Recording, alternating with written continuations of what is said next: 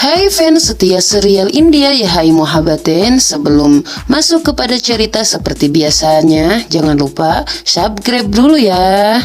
Saat ini, seseorang perempuan memberitahu Manoj kalau mereka sudah menemukan seorang ibu pengganti untuk bayinya Ishita sambil memberikan berkas-berkasnya. Manoj berterima kasih kepadanya dan dilihatnya Pai Laksmi Patel. Sagun pasti akan sangat senang begitu mengetahui tentang hal ini, ujar Dr. Manoj. Sementara itu Asok menunjukkan fotonya Ishita ke seorang pembunuh bayaran.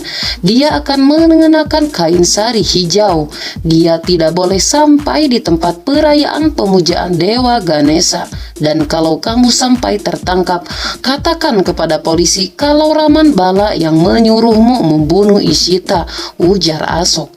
Saat itu Ishita keluar meninggalkan kliniknya dan mencoba menelpon Raman. Raman sedang tertidur di rumah. Dalam hati Ishita merasa heran. Kenapa Raman tidak mengangkat teleponku? Apakah dia tahu tentang perayaan di rumah Bibi Fami? Batin Ishita heran. Tak lama kemudian Nyonya Bala menelpon Ishita. Ishita, datanglah segera ke sini. Baik ibu, ujar Ishita. Cuacanya sedang sangat buruk Ishita, jaga diri baik-baik ya dan datanglah segera, ujar Nyonya Bala. Ketika Ishita hendak keluar, salah satu perawat memuji penampilan Ishita dan kain sarinya yang sangat indah. Ishita berterima kasih kemudian keluar dari sana. Dilihatnya cuaca di luar sangat buruk. Tiba-tiba Ishita merasa cemas dan gelisah karena Ishita merasa ada seseorang yang mengikutinya di belakang. Ishita berusaha melihat ke sekeliling tempatnya. Berdiri namun tidak ada apa-apa di sana. Ishita pun bergegas pergi menuju ke mobilnya. Malam itu Raman terbangun dan melihat jam tangannya. Ya ampun, aku ketinggalan pemujaan. Raman segera menelpon Ishita. Rupanya ponsel Ishita tidak aktif dan didengarnya suara Ruhi dan Adi sedang bertengkar di bawah sana. Rupanya Ruhi dan Adi sedang bertengkar soal cara membuat modak di dapur. Aku yang akan membuatnya, ujar Ruhi sambil membawa persembahan untuk pemujaan. Raman turun ke bawah dan menemui mereka sambil tersenyum. Kenapa kalian berdua mengenakan baju berwarna hijau? Ini adalah dress untuk pemujaan.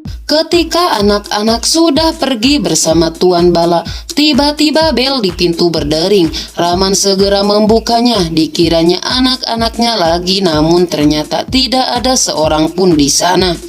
Yang ada hanyalah sebuah kain sari dengan bekas darah di atasnya dan tertulis nama Ishita di atas sebuah kertas yang ditulis dengan darah.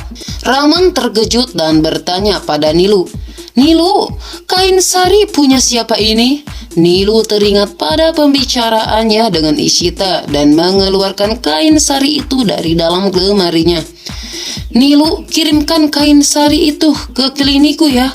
Aku harus mengenakannya untuk pemujaan nanti." Nilu tertegun dan berkata, "Tuan, itu kain sarinya Nyonya Ishita. Bagaimana keadaannya?" "Dia akan baik-baik saja. Aku akan pergi ke klinik. Jika ada yang menelepon, kamu harus menelepon aku. Jangan katakan pada siapapun," pinta Raman cemas. Sementara itu Tuan Bala, Apa dan anak-anak tiba juga di rumah Pami dan memberitahu mereka kalau Raman yang membuat modak untuk persembahan.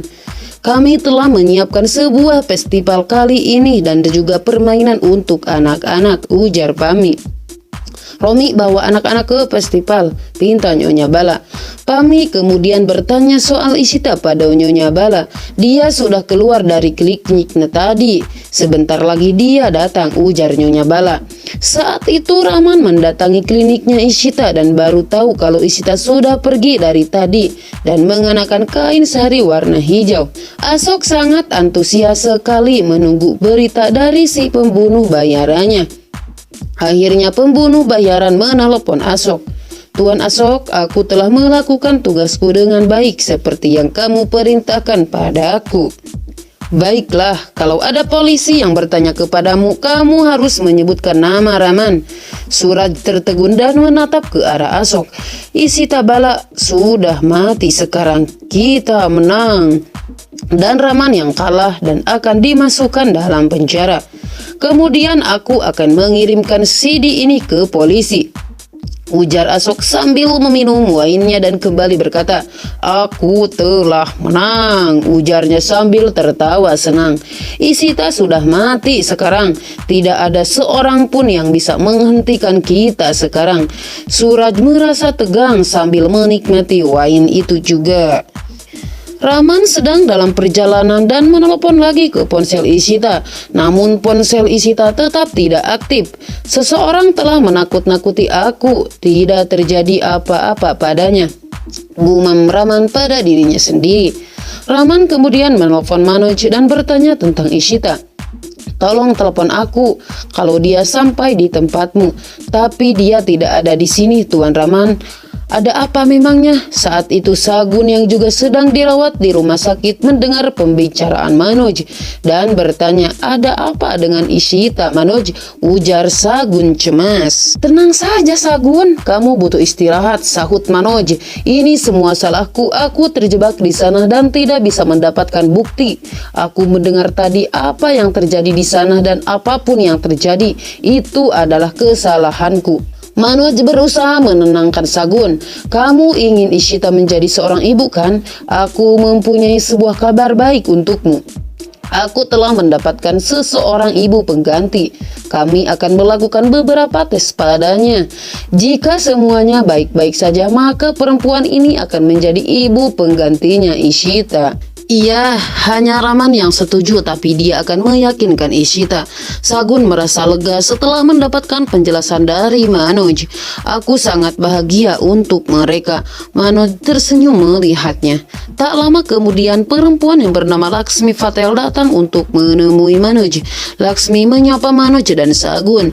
Nyonya Sagun ini dari LSM yang bekerja untuk perempuan dan anak-anak. Raman sedang dalam perjalanan dan mulai merasa panik karena tidak bisa menemukan Ishita. Raman lalu menelepon Nyonya Bala, namun saat itu ponsel Nyonya Bala ada di dalam tas dan tidak tahu kalau Raman meneleponnya. Saat itu Raman melihat sebuah mobil merah dan langsung berhenti. Raman mencoba melihat nomor kendaraannya, kemudian berlalu dari sana.